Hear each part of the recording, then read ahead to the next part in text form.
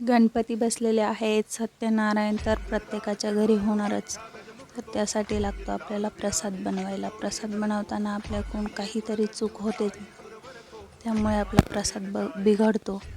तर आज आपण प्रसाद बिघडू नये किंवा आपण नवीन बनवणार आहोत, तर त्यासाठी परफेक्ट प्रमाणाचा आपण प्रसाद बनवून घेऊया.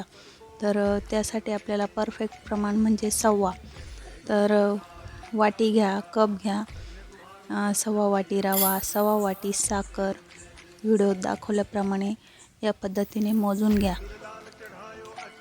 सव्वा हे प्रमाण खूप महत्त्वाचं आहे. तूप पण वितळवून घेतलेलं आहे. डायरेक्ट तूप घेऊ नका, वितळवूनच घ्या. माप कमी जास्त होणार नाही. ह्या पद्धतीने तुम्ही मोजून घ्यायचं आहे. तूप, सव्वा वाटी रवा, सव्वा वाटी साखर आणि सव्वा वाटी तूप. आणि याच्या दुप्पट आपल्याला पाणी घ्यायचं आहे.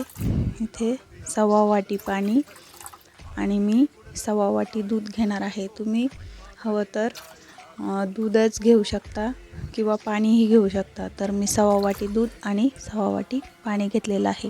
रवा जेवढा आहे त्याच्या दुप्पट आपल्याला पाणी किंवा दूध घ्यायचं आहे. आणि मेन साहित्य आहे आपलं तुळशीपत्र. सत्यनारायण म्हणजे तुळशीपत्र महत्त्वाचं आहे. चला आपण लगेच प्रसाद बनवायला सुरू करू आहे. गणपती बाप्पा मोरया. तर इथं कढईमध्ये मी तूप गरम केलं आणि त्यामध्ये रवा छान आपल्याला भाजून घ्यायचा आहे. मंद गॅसवर आपण रवा छान भाजून घेणार आहोत. रवा छान भाजला की सुगंधही छान येतो आणि आपला प्रसाद बिघडत नाही. गॅसची फ्लेम एकदम कमी ठेवून आपण छान रवा भाजून घेणार आहोत. या पद्धतीने व्हिडिओत दाखवल्या पद्धतीने तुम्ही छान रवा भाजून घेऊ शकता. रवा भाजताना चूक करायची नाही. गॅसची फ्लेम फुल करायची नाही. कमी गॅसवर आपण छान रवा भाजून घेणार आहोत. रवा भाजत असतानाच त्यामध्ये आपण एक केळी टाकून घेणार आहोत. केळी छान कापून घ्यायची आहे.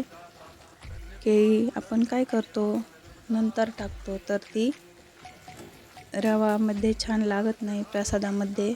त्यासाठी आपण रवा भाजतानाच केळी टाकून घेणार आहोत. म्हणजे केळी छान यामध्ये मॅश होते, छान शिजते आणि तिचा फ्लेवर पण छान येतो. तर सव्वा वाटी रवा, सव्वा वाटी साखर या प्रमाणासाठी मी एक केळी वापरते आहे. तुम्ही जास्त बनवत असाल तर जास्त वापरा. बघू शकता तुम्ही छान आपली केळी यामध्ये आपण मॅश करून घेणार आहोत. या पद्धतीने केळी छान रवा भाजतानाच मॅश करून घ्यायची, छान शिजते आणि तिचा फ्लेवर पण छान येतो. नवीन बनवत असाल तर या पद्धतीने बनवा. पहिल्याच प्रयत्नात आपला प्रसाद छान बनणार आहे. सगळेजण कौतुक करतील. या पद्धतीने आपण प्रसाद बनवू. मी बाजूला आपण मोजून घेतलेलं दूध आणि पाणी गरम करायला ठेवलेलं आहे. गरम केलेलं दूध आणि पाणी टाकायचं आहे आपल्याला. व्हिडिओत दाखवल्याप्रमाणे आपण जास्त प्रमाणात बनवणार असाल तर दूध आणि पाणी बनवायच्या अगोदरच गरम करायला ठेवायचं आहे. दोन्ही दूध पाणी मिक्स आपण करून घेतलं. त्यानंतर आपण लगेच साखर टाकून छान मिक्स करून घेणार आहोत.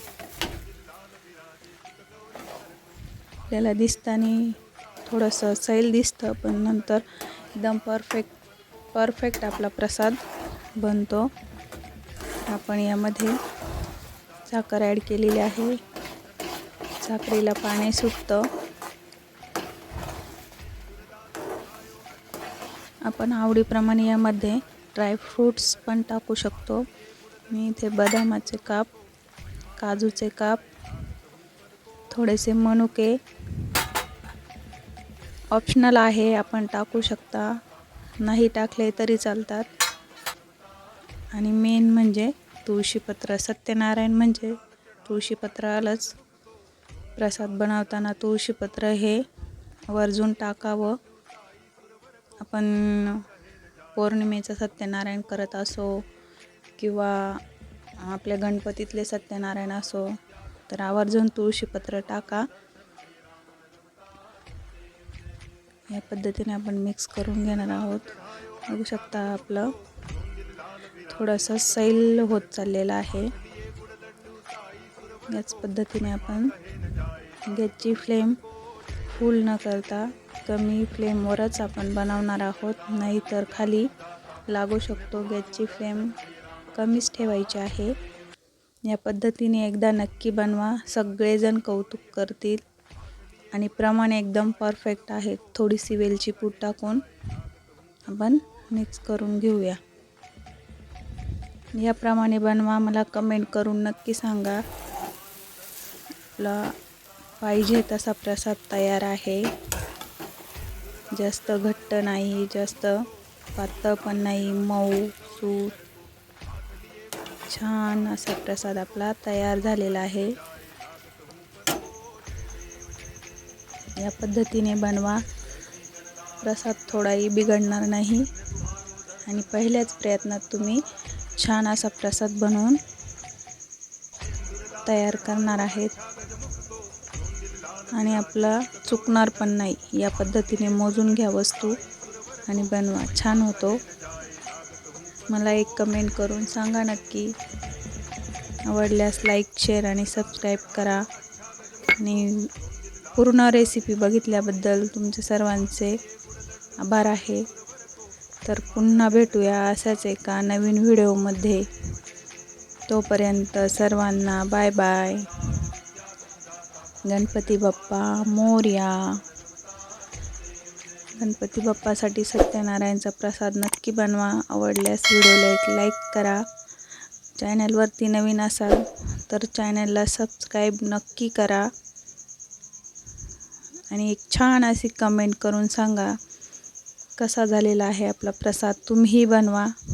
आवडल्यास मित्रमंडळी, नातेवाईक मध्ये शेअर करा व्हिडिओ. तर अशाच एका नवीन व्हिडिओमध्ये पुन्हा भेटूया. तोपर्यंत धन्यवाद. थँक्यू.